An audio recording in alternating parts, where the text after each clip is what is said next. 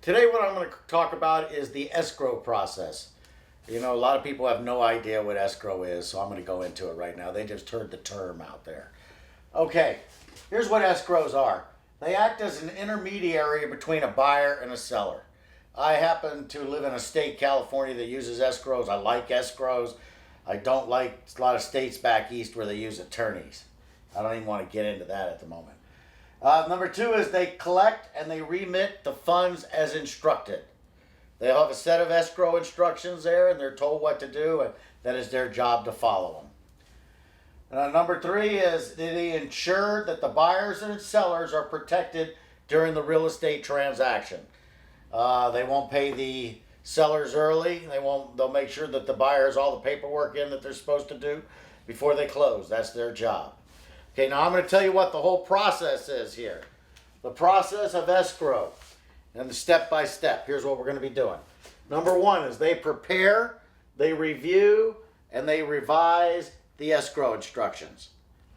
Okay, they will take that information off of the purchase agreement that you take to them. They will also determine the legal ownership and status of the property through a title search. They'll use a title company for that. Some title companies have their own escrow companies, some do not. Then they will request a beneficiary statement if the debt is to be assumed or paid off by the buyer. So you have to know how much it is. That's called a Benny statement. That's what they call it. And that's what they order. Next thing we're going to have to do is we're going to confirm that the buyer's qualified.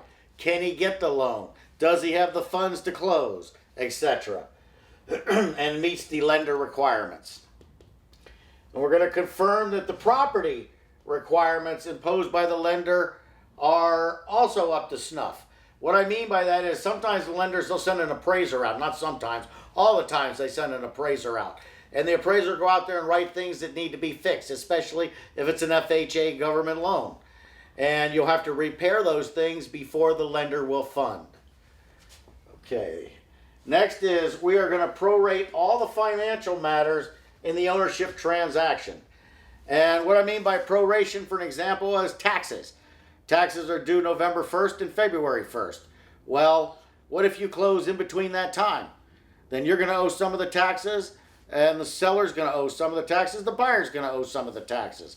That's why everything is prorated. Now, we're going to go down here to ensure that all the legal documentation is complete, including the recorded deed. And the recorded deed is probably the most important aspect right there. That gives you the title to the property, the ownership. Next, we're going to comply with the time limits imposed by instructions. All kinds of instructions now have 17 days to do this, 3 days to do that, 5 days to do this. Well, all those have to be met in a timely manner. And that is up to the escrow company to make sure everybody's doing everything in a timely manner.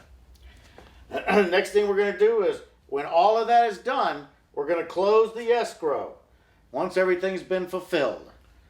Okay? Then after we close, we're going to need to disperse all the funds, including all fees. Most of the funds will go to the seller, but you'll have a commission that goes to the agents. You might have a commission that goes to a mortgage broker. The title fees, all that gets dispersed by the escrow company. And then the last thing they do is they have a final statement that they send out. We call them HUD-1s.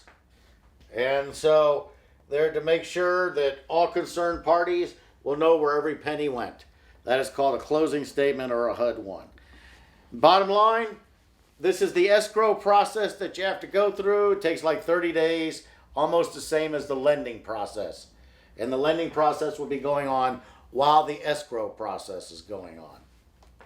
So, if you need any more information on my educational videos, you can go up to youtube.com, #Floyd Loans, and don't forget to subscribe. Hit the subscribe button. It's a nice big red one. You can't miss it. You can also share it. You can also like it, make comments, whatever you want to do. We got Facebook, Floyd Loans, Twitter, Floyd Loans, and if you need to get a hold of me by email, I'm at floyd@woodrumfinancial.com.